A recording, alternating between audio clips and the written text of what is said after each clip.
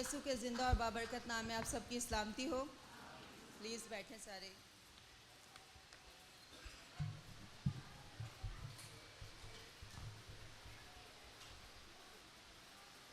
کتنے لوگ ہیں جو آج بہت خوش ہیں؟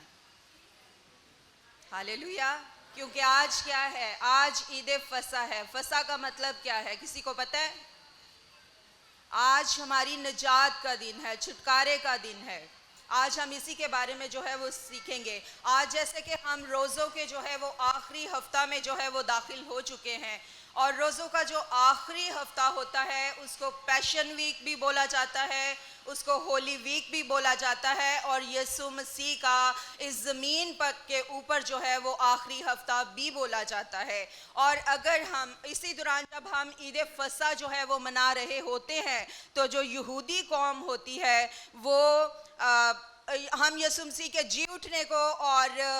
مرنے کو اور جی اٹھنے کو جب منا رہے ہوتے ہیں، تو یہودی جو قوم ہوتی ہے وہ یسوع مسیح کی وہ فصح کو جو ہے وہ منا رہی ہوتی ہے. وہ اس یاد میں فصح کو مناتی ہے کہ آج سے 3500 سال پہلے خداوند نے ان کو مصریوں کی غلامی سے جو ہے وہ رہائی دی تھی، مصریوں کی غلامی سے جو ہے وہ ان کو نجات دی تھی. اور اگر ہم خروج اس کا 12 باب اور اس کی 21 آیت پڑھیں تو وہاں پر جو ہے وہ خداوند نے ملک مصر سے جب اسرائیلیوں کو نکالا تو خداوند نے انہیں اپنے خاندان کے مطابق جو ہے وہ ایک ایک برہ ذبح کرنے کو کہا تھا، اور اس کا خون جو ہے وہ خداوند نے دروازے کی چوکھٹوں کے اوپر لگانے کو بولا گیا تھا ان کو. اور 23 آیت اگر ہم پڑھیں تو وہاں پر جو ہے وہ لکھا ہے کیونکہ خداوند مصریوں کو مارتا ہوا گزرے گا، اور جب خداوند اوپر کی چوکھٹ اور دروازہ کے دونوں بازوؤں پر خون دیکھے گا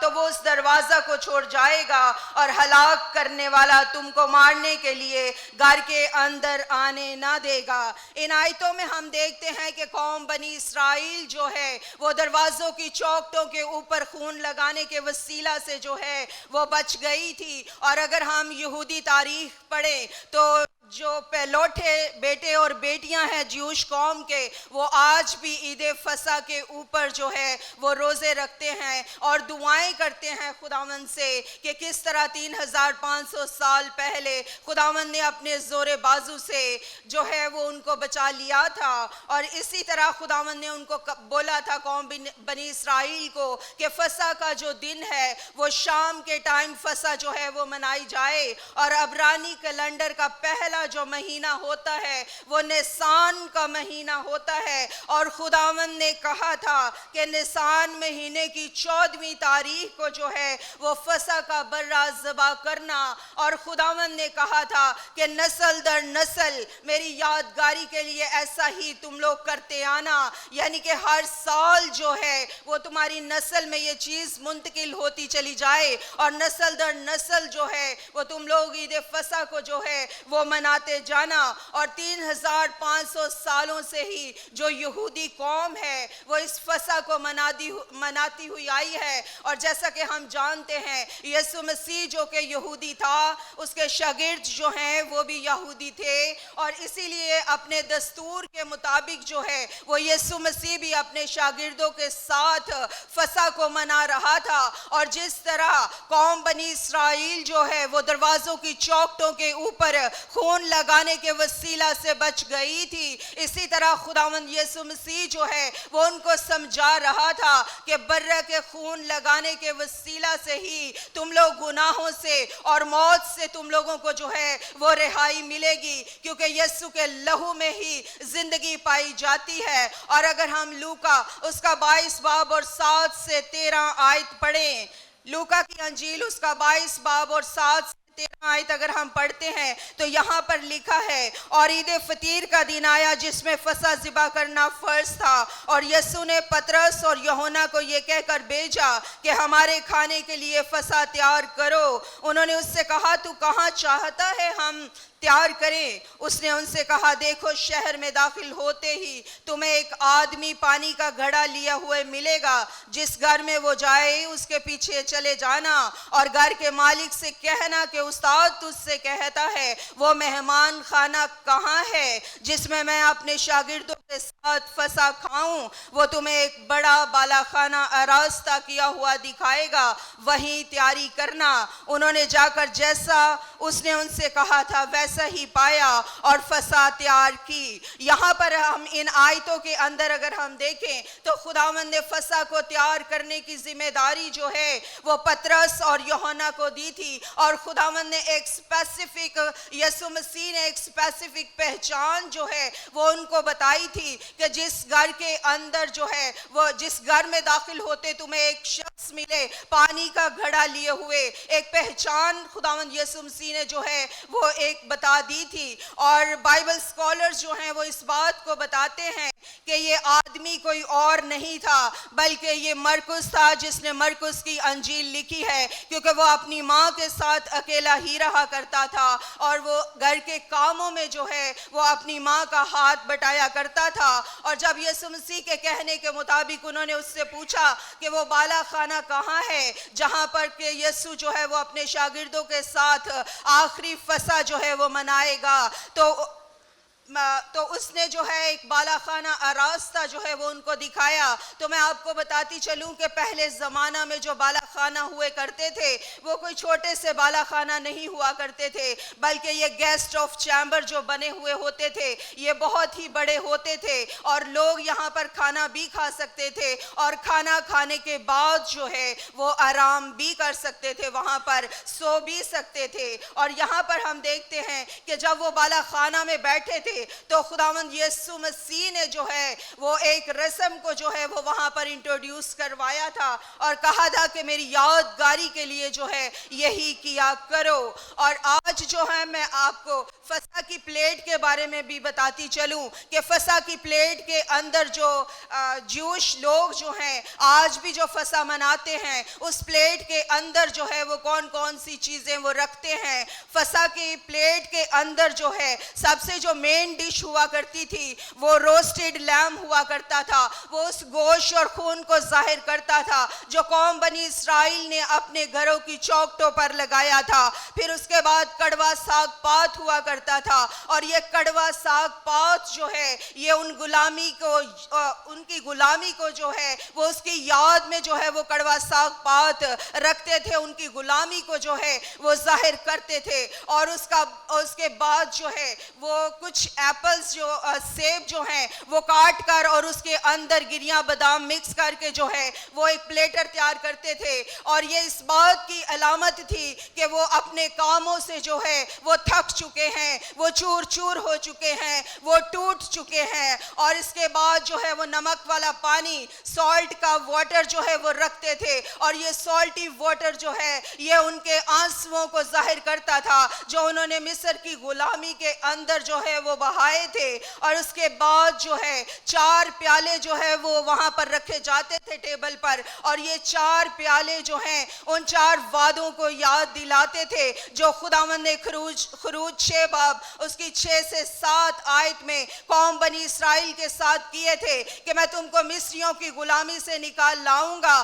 آزادی بخشوں گا، رہائی دوں گا، میں تم کو ان کی غلامی سے جو ہے وہ نکال لاؤں گا۔ اور اس کے بعد جو ہے وہ انلافڈ بریڈ آتی ہے جو کہ بے خمیری روٹی ہے، وہ اس بات کی علامت تھی، وہ اس چیز کو ظاہر کرتی تھی بے خمیری روٹی، کیونکہ جب وہ ملک مصر سے نکلے تھے تو وہ اپنے گوندے ہوئے آٹے کو جو ہے وہ خمیر نہیں دے پائے تھے، اور یہ بے خمیری روٹی جو ہے یہ اس بات کو ظاہر کرتی تھی۔ اور یسوع مسیح نے جو ہے اسی روٹی کو جو ہے وہ لیا اور توڑا، اور توڑ کر جو ہے وہ اپنے شاگردوں کو دیا۔ اگر ہم 22 باب کی 17 آیت پڑھیں تو یہاں پر لکھا ہے پھر اس نے پیالہ لے کر شکر کیا اور کہا کہ اس کو لے کر آپس میں بانٹ لو، کیونکہ میں تم سے کہتا ہوں کہ انگور کا شیرہ اب سے کبھی نہ پیوں گا جب تک خدا کی بادشاہی ہی نہ آئے۔ پھر اس نے روٹی لی اور شکر کر کے توڑی اور یہ کہہ کر ان کو دی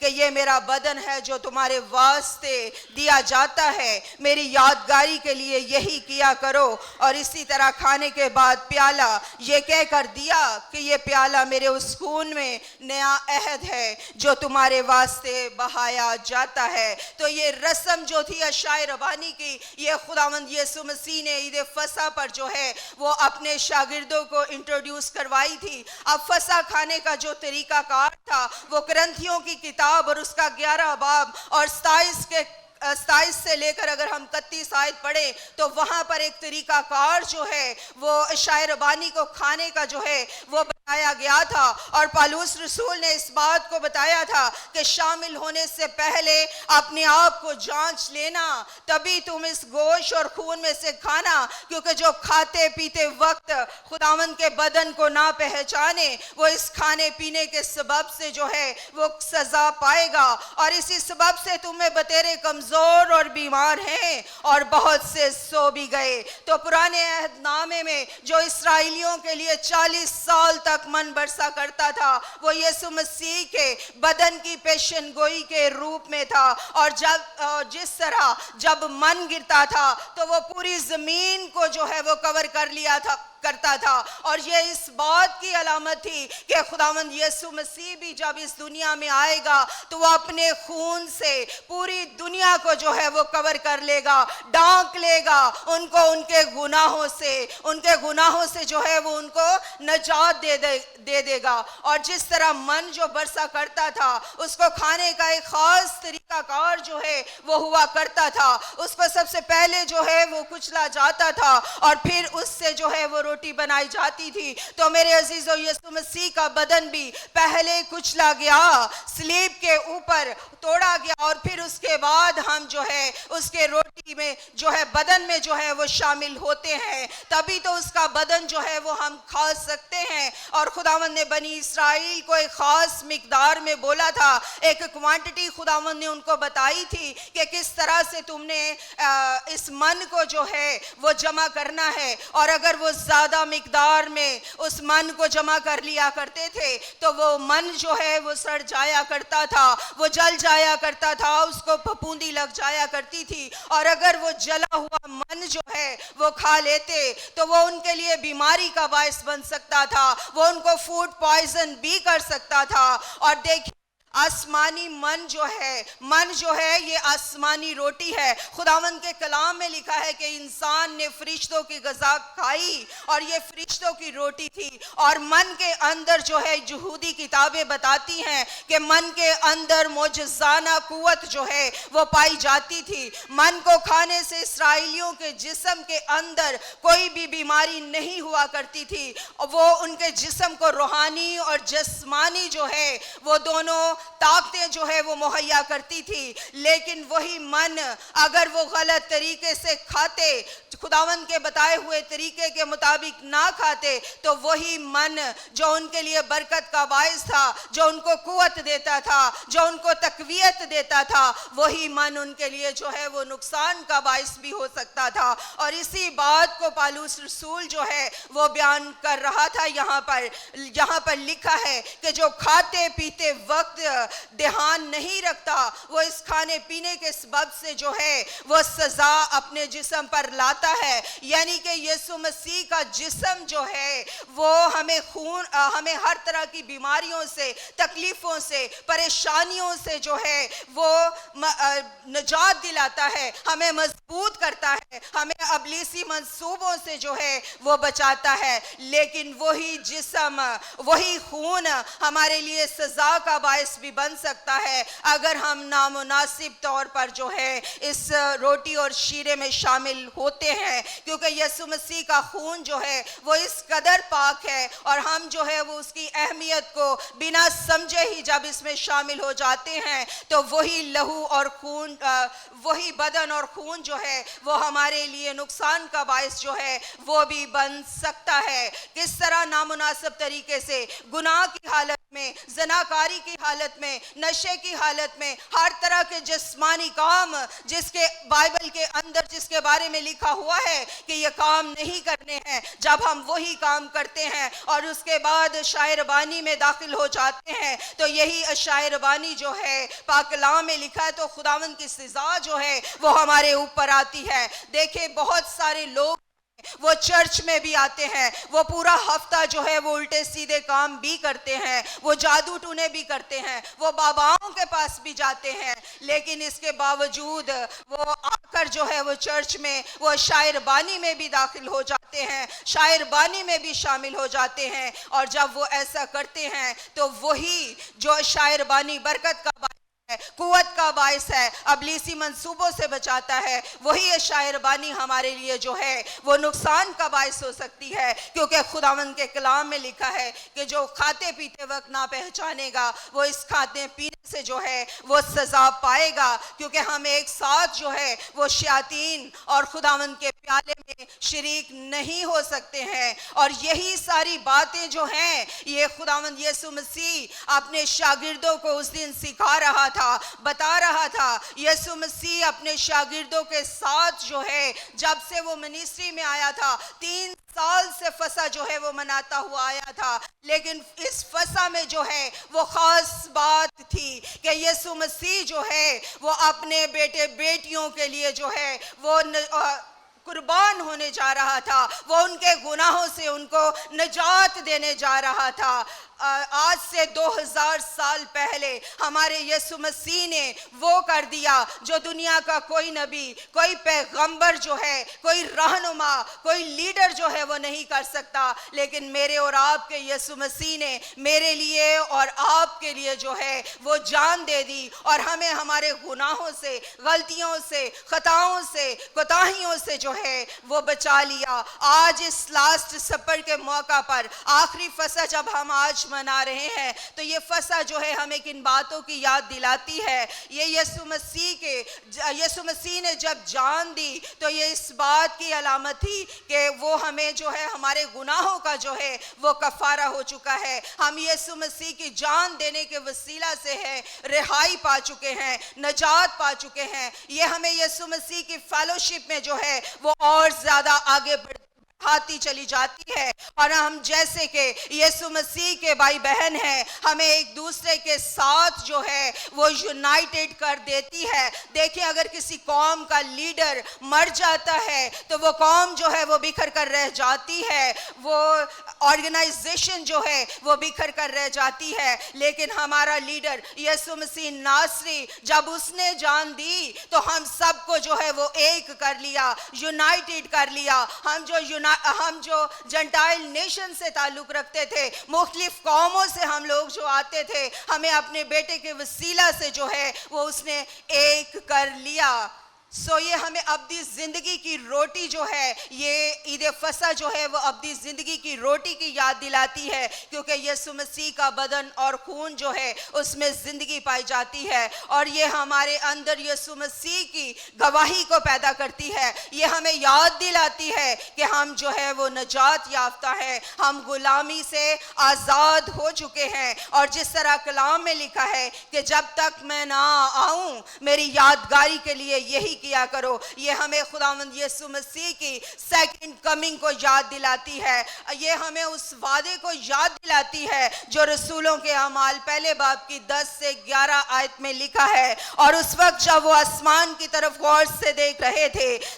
دیکھو 2 مرد سفید پوشاک پہنے ان کے پاس آ کھڑے ہوئے اور کہنے لگے, اے گلیلی مردو, تم کیوں کھڑے آسمان کی طرف دیکھتے ہو؟ یہی یسوع جو تمہارے پاس سے آسمان پر اٹھایا گیا ہے اسی طرح پھر آئے گا جس طرح تم نے اسے آسمان پر جاتے ہوئے دیکھا. تو یہ یادگاری جو ہے یہ ہمیں یاد دلاتی ہے کہ ہمارا خداوند یسوع مسیح جو ہے وہ پھر سے آنے والا ہے. ہمارا نجات دہندہ جس بادشاہ کی ہم راہ دیکھ رہے ہیں وہ ہمارا بادشاہ جو ہے وہ بہت جلد جو ہے وہ آنے والا ہے. آپ سب کو جو ہے میرے عزیزو عید فسح, آپ کی نجات کا دن, رہائی کا دن, چھٹکارے کا دن جو ہے وہ بہت بہت مبارک ہو. خداوند آپ سب کو جو ہے وہ بڑی برکت دے.